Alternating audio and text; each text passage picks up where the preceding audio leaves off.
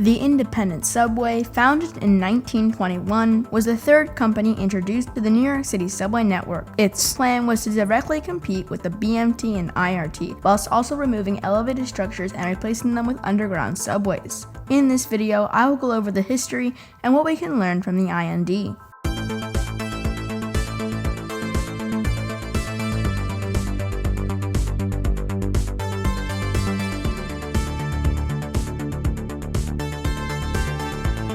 The 8th Avenue Line groundbreaking ceremony was held on March 14, 1925 at 123rd Street and St. Nicholas Avenue.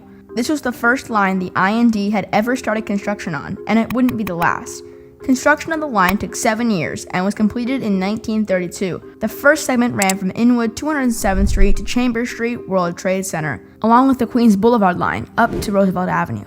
In 1933, the Cranberry Street Tunnel opened from Chambers Street to J Street. In 1936, the first section of the Fulton Street line opened from J Street to Rockaway Avenue, along with the first section of the IND's 6th Avenue line from West 4th Street to J Street. In 1940, the local tracks of the IND 6th Avenue line opened from West 4th Street to 59th Street.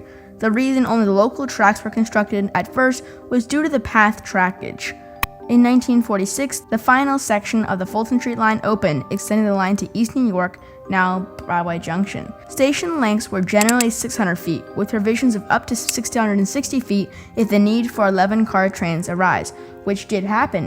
In 1953, the platforms at Spring Street and Canal Street were lengthened to 660 feet to allow E-trains to run 11-car trains during rush hour. In June 1940, the operator of the IND, the New York City Board of Transportation, took over the transportation assets of the IRT and BMT and unified the three systems into one fare zone. Although unified, BMT and IND train cars could not go onto IRT trackage due to the sharp curves and narrower tunnels. Because the IND was built by the city, there was immense flexibility in how trackage should be built. Greenwich Avenue was built for the 8th Avenue line to cross over to 6th Avenue. Church Street was widened to make room for the 4 tracks submerged beneath it. Queens Boulevard was born for a bunch of local streets, as well as Houston Street. Another interesting design feature is that of the mosaic tiling, the color of which will change after every express station, which is an unnoticed but cool feature. The IND learned from the mistakes of the IRT and BMT by making flying junctions that significantly improved efficiency, service, and reliability. The IND was keen to interline services to ensure one-seat rides, which is a highly controversial topic that I will make a separate video about later. One thing I would like to highlight was how the expansion of the city brought people together and yet also pushed people further away. When the first subway line was built, Manhattan was overflowing with people, especially in the dirty slums. Planners had to come up with a solution to the overcrowding, and there were 2 ideas. The first idea was to make buildings taller, but in order to do that, there needed to be an invention that would make the higher floors accessible. No one would want to walk up that many steps every single day. The second solution was to move people outwards, towards Brooklyn, the Bronx, and Queens. And this also needed its own invention. Planners needed some way to move high volumes of people from one place to another, aka the subway. The first subways were actually elevated lines that ran over the Brooklyn, Manhattan, and Williamsburg bridges, respectively. However, the L's were only a band-aid on the bigger problem, which was urban overcrowding. The L's were noisy, dirty, cramped, and dangerous. The solution? Put the trains underground. This would remove the noise, allow for wider stations and platforms, and generally higher levels of comfort and service. Transit would no longer be paralyzed by severe weather. When the IND came to fruition, it wanted to expand on the idea of an underground subway network.